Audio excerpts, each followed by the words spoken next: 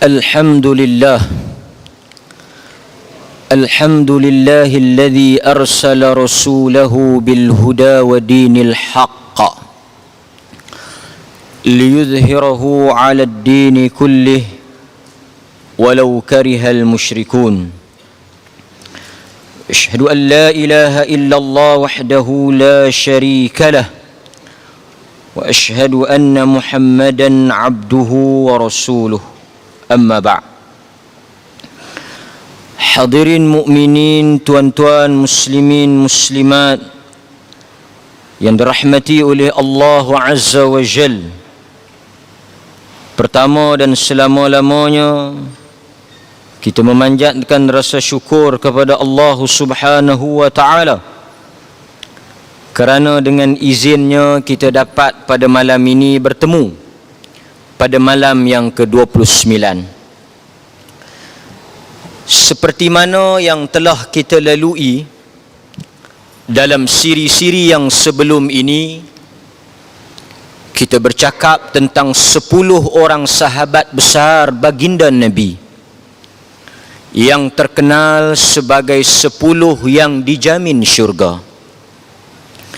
Hadirin mukminin, malam ini kita sampai kepada penutup sahabat yang terakhir, sahabat yang ke-10, menandakan siri kepada 10 sahabat ini berada di penghujungnya.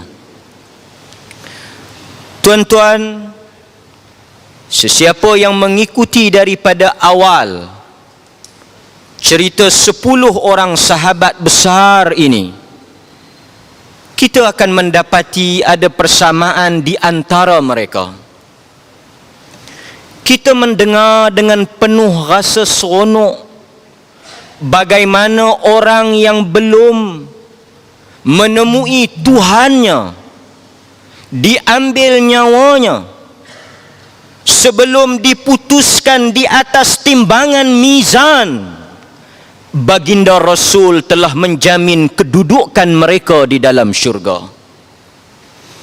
Tidak ada kalam, tidak ada lisan, tidak ada lidah di atas muka bumi ini yang boleh menentukan kedudukan seseorang melainkan lidah baginda Nabi sallallahu alaihi wasallam. Apabila kita mendengar Nabi menyebut fulan bin fulan dijamin kedudukannya di dalam syurga, tidak ada nikmat yang lebih besar daripada seorang hamba apabila dia telah mendapat jaminan kedudukannya di sisi Tuhan. Kita membaca sirah 10 orang sahabat ini dengan penuh rasa teruja. Kita mendengar setiap baik-baik sirah, perjalanan, dugaan dan ujian sehingga mereka telah dijamin di dalam syurga.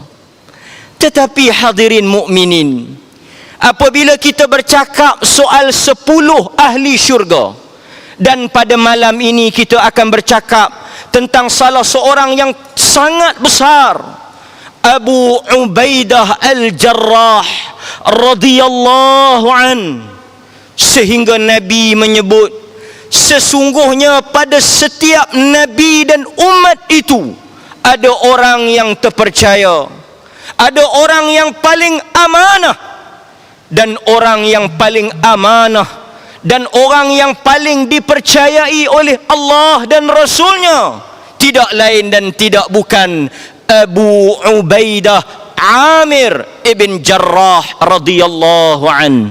Inilah sahabat besar yang akan kita bicarakan sejarah hidupnya, dan kita mengambil iktibar setiap apa yang berlaku dalam perjalanan hidup Abu Ubaidah akan kita contohi dengan sekadar mampu kita, supaya kita boleh menyusul beliau dan sahabat-sahabat yang lain bertemu di dalam syurga Tuhan.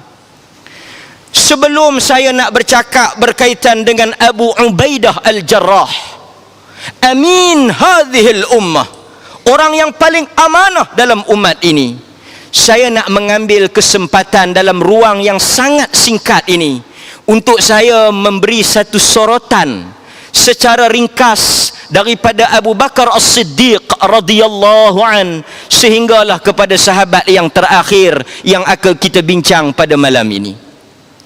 Tuan-tuan, saya percaya tuan-tuan dah dengar daripada sahabat yang pertama sampai sahabat yang ke-10. Apa yang saya nak sebut? Tuhan apabila dia memberi sesuatu kepada hamba-Nya, tidaklah dia beri dengan sesuatu yang senang dan percuma. Apabila kita membaca satu demi satu sejarah sahabat ini, kita mendapati persamaan yang paling ketara di antara mereka-mereka ini adalah kesemua 10 orang mubasyirina bil jannah yang telah diberitahu bahawa syurga itu adalah milik mereka. Mereka telah mengorbankan nyawa dan harta mereka untuk agama ini. Kesemua mereka ini sebahagiannya mati dibunuh, terkorban di medan jihad. Bukanlah mereka itu mendapat syurga dengan kesenangan, kemewahan, kedudukan dan pangkat. Tetapi sebelum Nabi menyebut mereka sebagai ahli syurga, mereka telah membayar mahar kepada perjuangan ini. Mahar kepada syurga itu adalah dengan mereka memberikan nyawa dan harta mereka. Kita mendengar mereka ahli syurga tanpa kita memahami apa yang telah mereka berikan kepada agama ini, apa yang telah mereka korbankan untuk agama ini. Mereka telah memberikan nyawa dan harta mereka. Untuk kita menjadi 10 orang ahli syurga ini, sanggupkah kita memberikan nyawa dan harta kita untuk perjuangan membawa risalah ini? Kita mungkin berasa seronok kita salat, kita habis 10-15 rakaat, kita bangun tahajud, kita tadarus, kita qiyamul lail. Ia hanyalah sebahagian kecil daripada pengorbanan agama. Allah menyebut dengan jelas dalam Al-Quran, innallaha ashtara minal mu'minin anfusahum wa amwalahum bi anna lahumul jannah. Allah telah memberikan suatu tawaran yang besar. Allah kata innallaha ashtara minal mu'minin. Allah akan membeli daripada kamu wahai orang-orang yang beriman. Allah memanggil kita orang-orang yang beriman. Sanggupkah kamu berjual beli dengan aku? Apa yang Allah nak beli daripada kita, tuan-tuan? Allah kata innallaha ashtara minal mu'minin anfusahum. Yang pertama, Allah nak beli nyawa-nyawa kita. Kita untuk mendapat jaminan seperti sahabat, tawaran yang pertama, kita korbankan nyawa kita untuk agama ini. Kita nak susah untuk agama pun kita tak mau. Kita nak menanggung beban penat dan letih untuk kerja-kerja agama pun kita berkira. Untuk kita nak memberikan sedikit jasa dan pengorbanan kepada agama ini pun kita berkira. Allah kata bukan sahaja anfusahum wa amwalahum, dan Allah nak ambil daripada kamu harta-harta kamu, dan sebagai bayaran, sebagai balasan di atas pengorbanan harta dan nyawa yang kamu berikan untuk agama ini, bi anna lahumul jannah, Allah akan membayarnya dengan syurga. Allah akan membayar setiap titis darah yang kamu berikan, setiap penat lelah yang kamu berikan untuk agama ini, dan setiap harta yang kamu infakkan untuk agama ini, Allah akan bayar dengan syurga.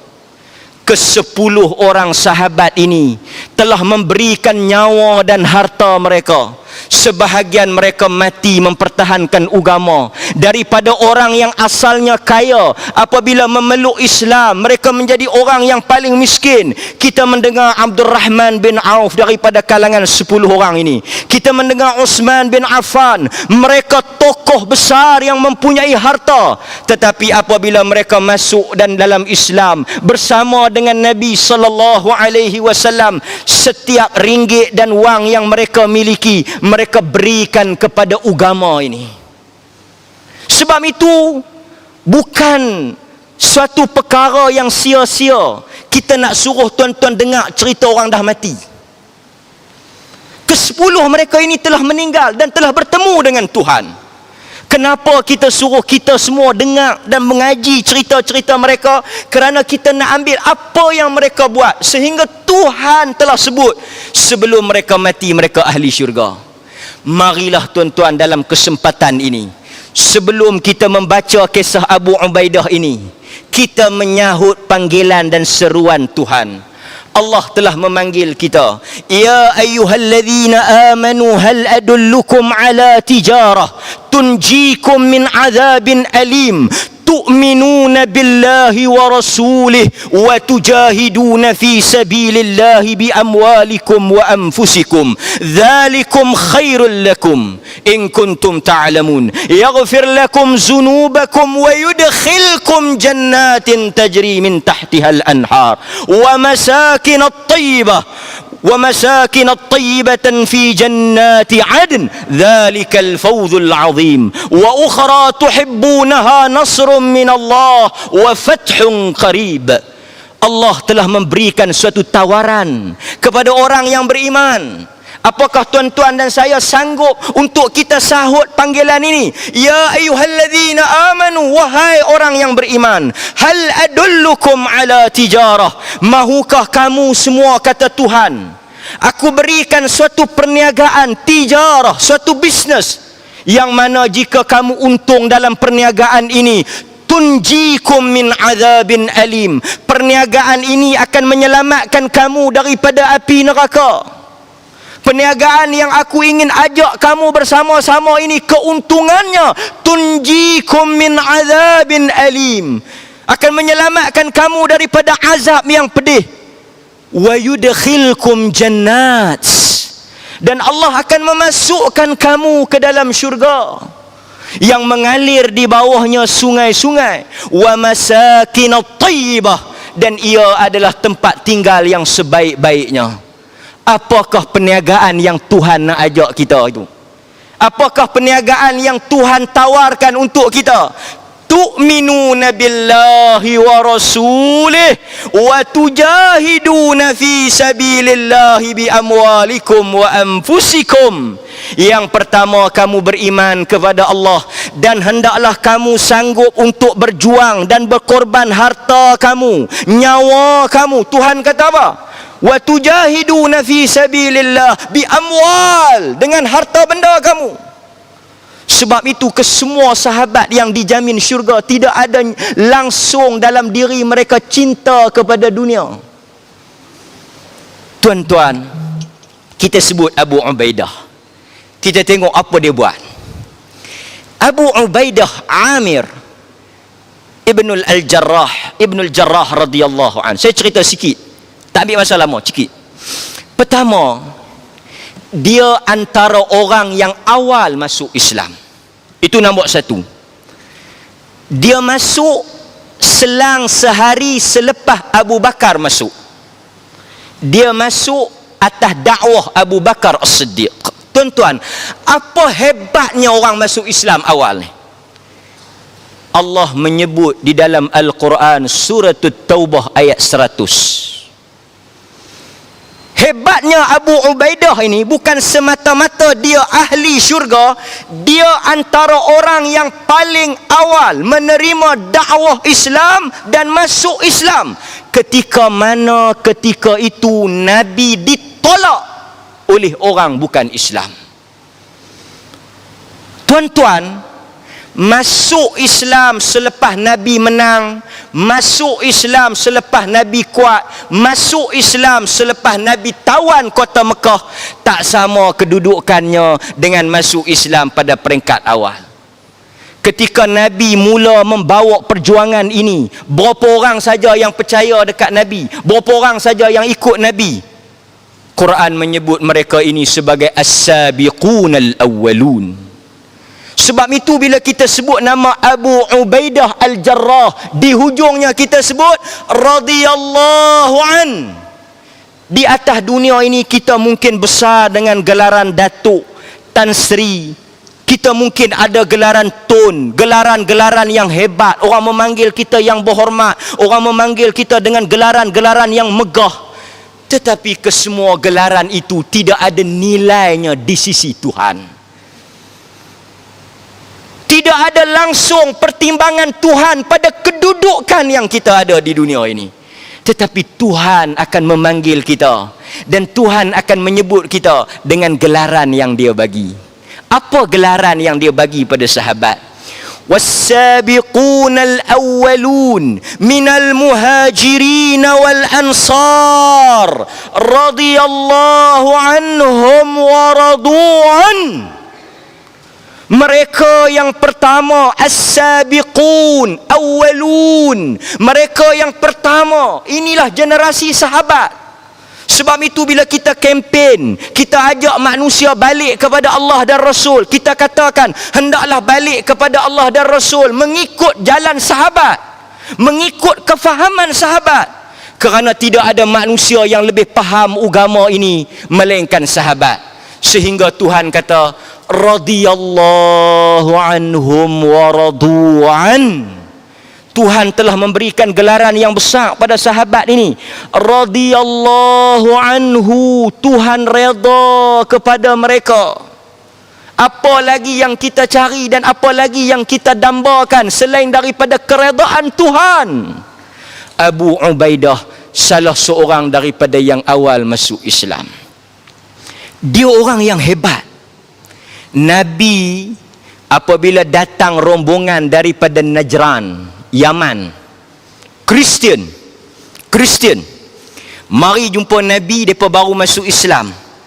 Dia berkata, ya Rasulullah, engkau hantarlah kepada kami, sahabat ramai ada, engkau hantarlah kepada kami satu orang wakil untuk ajak agama ini. Tapi kami nak letak syarat, orang yang kau nak hantar itu mestilah orang yang amanah. Amin. Mereka mari jumpa Nabi, mereka minta satu orang wakil Nabi, wakil Rasulullah. Dan mereka nak wakil tersebut mesti orang yang paling amanah. Sahabat semua sengak, tak kata apa sepatah. Ramai-ramai tu Umar Al-Khattab.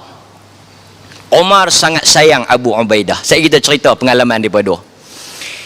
Nabi kata apa?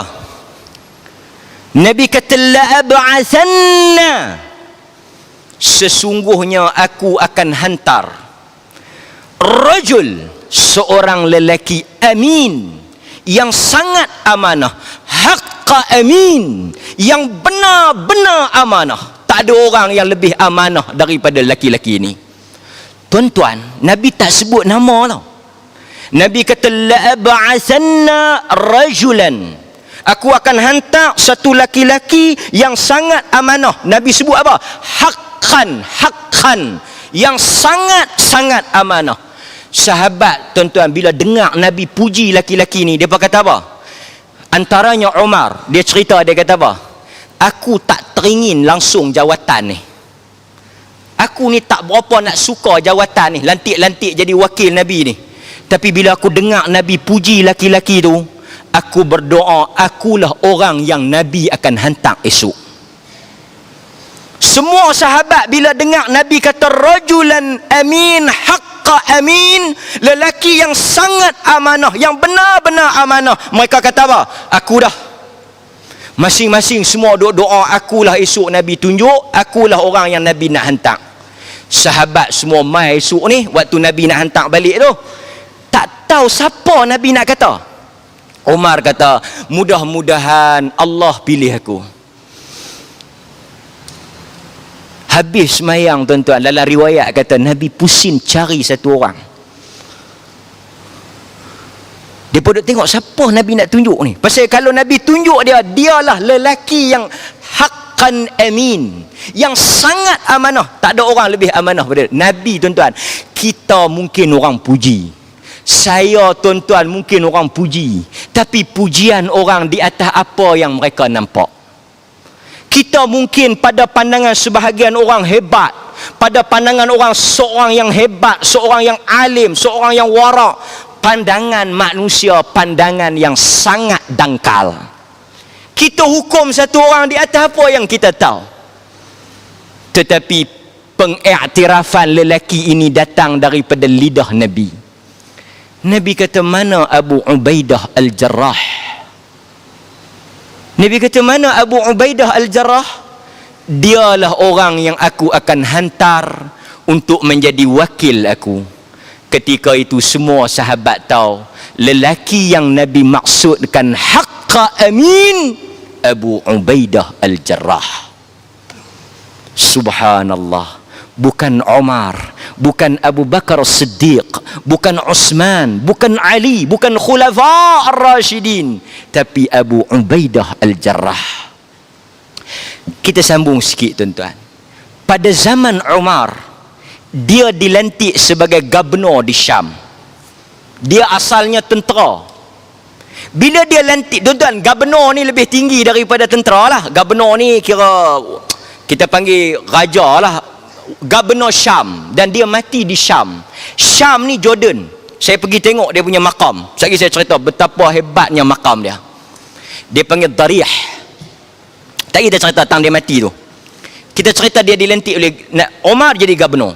Sebelum tu, apabila Umar naik, tindakan pertama 100 hari pemerintahan Umar, pecat Khalid. Pecat Khalid. Dia lantik Abu Ubaidah. Dia sayang Abu Ubaidah. Ada sebab panjang cerita lah, tapi malam ni bukan tajuk Khalid, Abu Ubaidah. Lepas dia lantik Abu Ubaidah jadi panglima, dia lantik jadi gubernur di Syam. Abu Ubaidah tulis surat. Tuan-tuan, kalau orang lantik kita mai surat watikah pelantikan jadi gubernur, tuan-tuan akan balas apa? Menjunjung kasih Amirul Mukminin di atas perkenan melantik saya. Abu Ubaidah tulis surat bantah. Dia kata, ya Amirul Mukminin, pasal apa hang lantik aku jadi gubernur? Gubernur duduk saja dalam pejabat. Aku tak mau, aku nak pergi perang. Abu Ubaidah.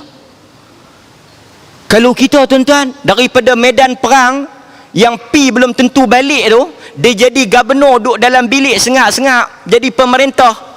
Saya ingat kalau orang tak tukar pun kita minta tukar.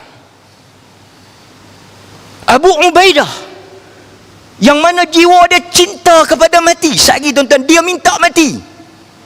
Apabila ramai tentera dia kena ta'un, mati setengah, dia tak kena tau. Dia kata apa kat Tuhan? Semua dah dapat bahagian masing-masing, matilah. Aku saja belum dapat bahagian lagi. Bagilah bahagian aku. Lepas-lepas dia minta Tuhan bagi kena mati. Tak apa, kita cerita sikit. Dilantik jadi gubernur. Gubernur. Tuan-tuan bayar menteri besar, wakil kerajaan dalam negeri tu. Umar pergi ziarah dia. Dalam riwayat Umar pergi ziarah. Pergi masuk rumah Abu Ubaidah, rumah gubernur. Masuk tengok. Umar kata, hari ni nak main ziarah, nak main melawat. Dia kawan baik, dia sayang Abu Ubaidah. Masa dia mati tu, dia kata apa? Kata-kata Umar yang habaq dia sayang tu. Orang tanya, Amirul Mukminin nak wafat, dia kena tikam lah. Umar kena tikam. Siapa nak Umar nak lantik? Umar tak sebut pengganti dia. Abu Bakar sebut, Umar tak sebut. Dia kata, siapa yang nak lantik? Ni Abu Ubaidah dah mati dululah. Mati dulu pada Umar. Umar kata apa? Bila orang tanya siapa nak ganti Amirul Mukminin naik jadi khalifah yang keempat, dia khalifah yang ketiga, dia kata, kalaulah Abu Ubaidah itu hidup, tak ada lah orang yang lebih layak daripada Abu Ubaidah untuk mengganti tempat aku. Sampai teratu hebatnya Abu Ubaidah pada pandangan Umar. Tuan-tuan kenal Umar, macam mana dia tengok Abu Ubaidah. Dia kata tak ada orang yang paling layak dan sesuai untuk menggantikan jawatan Amirul Mukminin melainkan Abu Ubaidah. Malangnya dia dah mati dulu. Satu hari Umar tanya kawan-kawan dia lah, sahabat, hampa kalau boleh nak minta kat Tuhan, hampa nak minta apa? Umar tanya. Orang manusia biasa, kami nak minta duit. Saya nak minta penuh rumah saya dengan emas. Tuan-tuan, kalau orang tanya, hang teringin apa?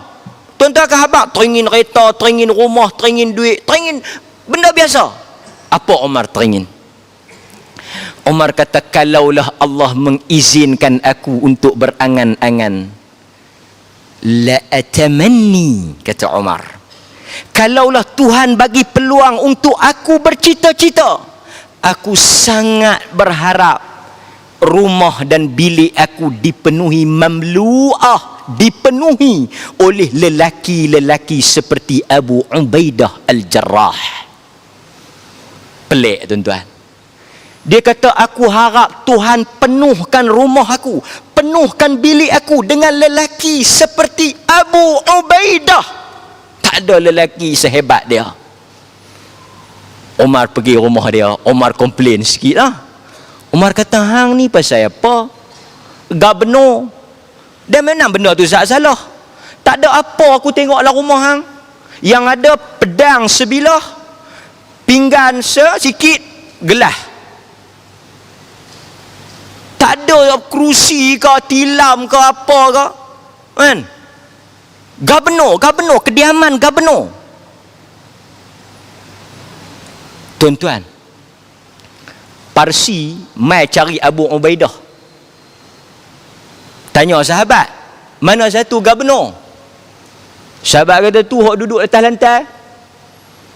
Jangan main-main, kami ni wakil kerajaan Parsi ni. Cakap bagi cermat sikit. Mana satu gubernur? Gubernur mesti duduk atas singgah sana. Pasal mereka faham lagu Parsi. Tuan-tuan faham Parsi? Parsi dengan Rom, kerajaan besar, 2 blok kuasa dunia. Dia berkata, tu gubernur kami. Tanya Abu Ubaidah, hang gubernur? Dia kata, aku gubernur. Awak lekeh sangat. Belilah kerusi besar sikit duduk. Bagilah beling sikit dengan orang. Abu Ubaidah kata, duit nak makan pun tak ada. Syakri aku nak tibai Sa'ad bin Mu'az kau. Duit Mu'az aku nak pinjam. Duit nak makan pun tak ada. Tapi Abu Ubaidah kata, kalau Tuhan bagi aku duit banyak pun, aku tak buat kerusi besar-besar. Awak lah.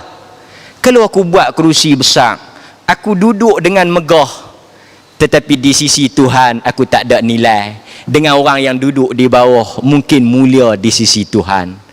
Saya duduk atas kerusi bercakap, tuan-tuan duduk di bawah, pandangan orang mungkin saya hebat dan mulia. Di sisi Tuhan mungkin saya tak ada nilai satu habuk pun berbanding tuan-tuan yang duduk di bawah. Ikhlas nak dengar saya pasal giliak malam ni. Nak kena mai jugalah, tidak mufti marah. Dia bubuh saya malam ni. Tapi tuan-tuan duduk, boleh balik, nak balik boleh. Tak ada siapa kata siapa yang duduk sampai habis dapat apa bubuk ke apa, tak ada, boleh balik. Tapi tuan-tuan duduk alhamdulillah, duduk tak bergerak, duduk tak berganjak. Pasal apa tuan-tuan? Ikhlas. Pasal tu kita dalam buat amalan ni, mungkin satu orang boleh semayang sampai pukul 3-4 pagi, satu orang boleh mangkit sampai ke subuh. Di sisi Tuhan mungkin tak ada nilai. Abu Ubaidah kata, duduk hebat atas kerusi, di depan Tuhan tak ada nilai, baik duduk bawah tapi besar di sisi Tuhan. Umar kata, tak mau kau hang beli kerusi-kerusi ke, beli barang elok-elok, buat bagi elok sikit lah rumah ni, dah gubernur. Jangan duduk balik dulu, tak apalah, tak ada kerja lah, gaji dah. Dia kata, buat apa, semua nak mati. Umar kata, ghayyaratsna dunya. Umar dengar kata-kata dia. Umar kata apa? Ghayyaratsna dunya. Dunia telah ubah manusia. Dunia telah ubah manusia. Faham tak kata Umar? Tuan-tuan, dulu tak ada apa. Manusia, bukan tuan-tuan lah, manusia dulu tak ada apa. Bila dia ada apa, dilantik jadi apa-apa, takkan sama. Dulu mungkin tak ada apa, naik kereta kecil, dah jadi apa, naik kereta besar. Itu maksud Umar. Umar kata ghayyaratsna dunya. Dunia telah tukar manusia daripada kecil jadi besar. Orang dulu duduk rumah kecil, lantik jadi gubernur, buat rumah besar. Umar kata, semua manusia akan buat macam tu. Wala ans, satu orang saja dunia tak boleh tukar, hang Abu Ubaidah Al-Jarrah. Umar kata, dunia boleh menukar manusia, tapi dunia akan kalah dengan hang. Walaupun dunia angkat hang jadi jawatan besar, hang duk macam tu, boleh jadi Abu Ubaidah. Tak dan jadi Abu Ubaidah, tak sangka sakanah. Faham tak tuan-tuan kata-kata Umar, bukan kata-kata saya. Kod saja. Saya kod petik kata-kata Umar. Umar kata tak dan apa sakanah. Umar sayang dia. Satu hari tuan-tuan, dia mati kerana ta'un. Dia mati kerana ta'un. Ta'un ni wabak. Tuhan ni dia adil. Abu Ubaidah perang tak berhenti. Khalid ni sampai sahabat kata kalau buka baju dia tak ada bekas yang tak ada pedang. Tapi dua-dua mati atas katil. Tuan-tuan tengok Tuhan tu. Abu Ubaidah hidup dia sepenuh masa medan perang. Khalid sampai ke mati perang, tapi mati atas katil. Tuhan tak rezeki mati syahid. Mati syahid perang lah, tapi dua-dua mati syahid. Cuma syahid dunia. Kita baca sikit kisah dia mati, ya, kisah dia mati. Di Syam ketika itu, di Amwas tersebar wabak ta'un. Disebut dalam riwayat sejarah 20,000 orang mati. Umar bila dengar ta'un, Umar tulis surat tau, suruh dia keluar mai Madinah, takut dia kena ta'un. Tulis surat, Abu Ubaidah dengan titah perintah Amirul Mukminin balik mai Madinah, ada tugas lain untuk hang. Umar sebenarnya nak panggil suruh dia keluar ya. Dia baca, kawan lama dia kenal lah. Dia tulis balik surat, dia kata apa? Araftu ma taqsud. Aku faham sangatlah ayat hang tu. Dok buat akal ada tugas lain, dok buat akal ada misi lain. Sebenarnya nak suruh keluar pergi duk Madinah, tak pergi kena ta'un. Tak mungkin aku tinggalkan tentera aku untuk mati dalam keadaan aku bersenang di Madinah.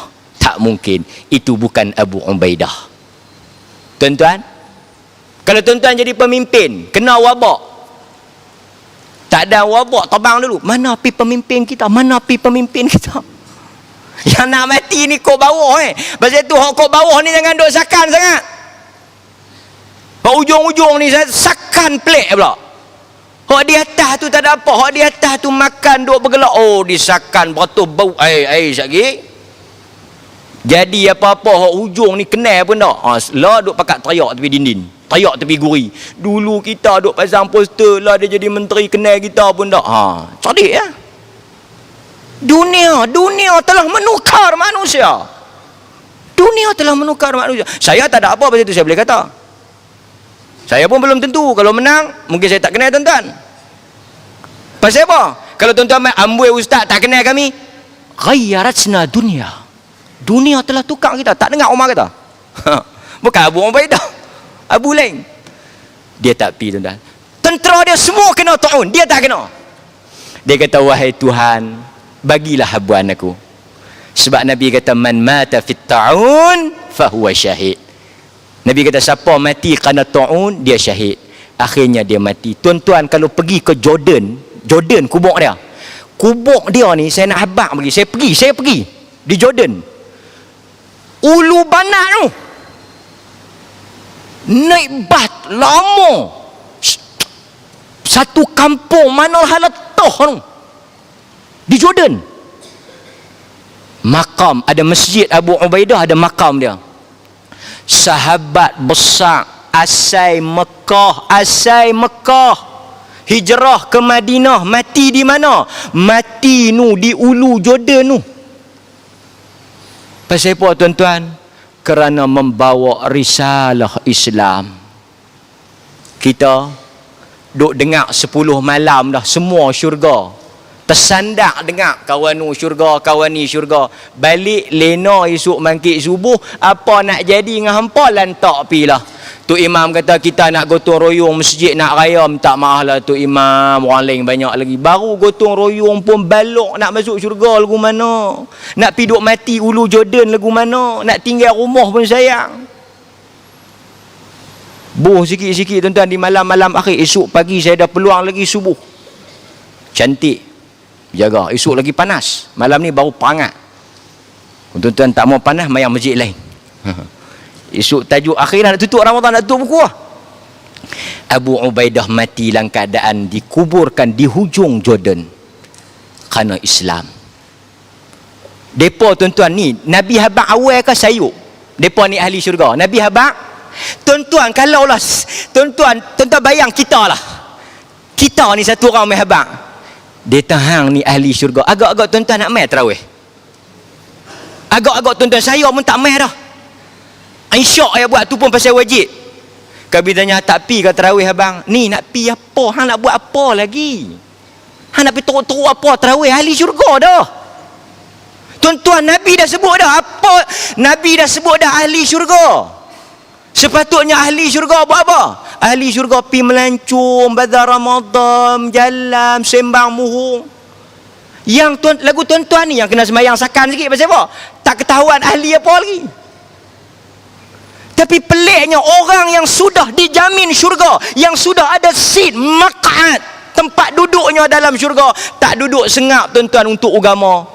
Jauh sangatlah kita dibanding dengan sahabat radhiyallahu anhum ajma'in.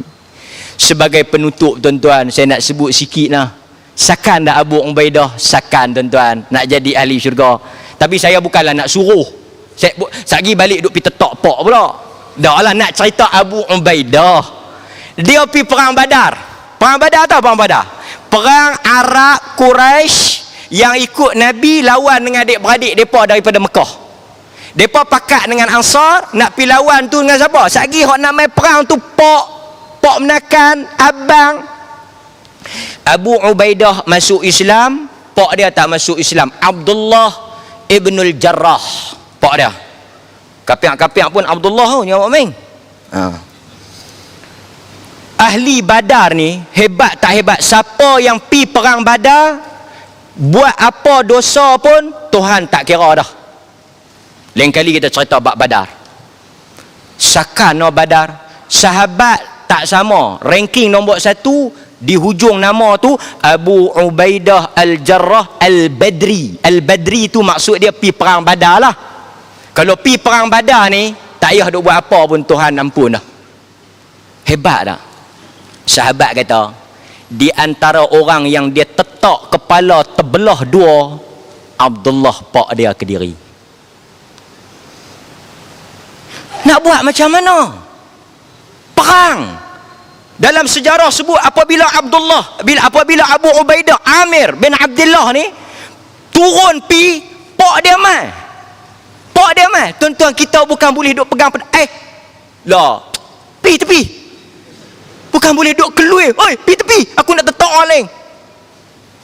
Ataupun alah, yang mai buat apa? Kan? Bukan boleh duk kira angkat lu angkat. Tuan-tuan balik malam ni buka sebelum tidur, buka surah Mujadalah ayat 22. Quran kata ayat ini dikatakan turun untuk Abu Ubaidah. Sahabat kata bila pak dia mai, dia lari belah kiri, pak dia ikut dia, lari belah kanan, pak dia tak bagi can. Dia angkat bagi pedang terbelah dua kepala bapak dia. Arab ni bapak bagi depa tak ada nilai. Sangat sayang. Tetapi apabila berada di pihak yang menentang Allah dan Rasul, la tajidu qauman yu'minuna billahi wa rasulih yuwaddu man haddallah. Kamu tidak akan jumpa orang beriman yang beriman kepada Allah dan Rasulnya, dia akan sayang musuh Allah. Abu Ubaidah telah membuktikan, walaupun itu bapak kandung, cinta dan kasih dia pada bapak tu, tapi bapak tu telah tentang Allah dan Rasul, tidak ada jawapan melainkan pedang. Abu Ubaidah bukti lambang iman kepada Allah dan Rasul. Marilah tuan-tuan, penutup kepada 10 sahabat ahli syurga radhiyallahu ridwanullah alaihim ajma'in, kita mencontohi sekelumit contoh, secebis sikap supaya kita boleh berada bersama-sama mereka di dalam syurga. Berikan nyawa tuan-tuan, berikan harta tuan-tuan pada agama, Allah akan membalasnya dengan syurga. Tenang, tegang, silih berganti, ombak derita tiada henti. Itulah sunnah orang yang berjuang di atas agama. Wassallallahu ala nabiyyina Muhammad wa ala alihi wa sahbihi wasallam. Walhamdulillahi rabbil alamin. Wassalamualaikum warahmatullahi wabarakatuh.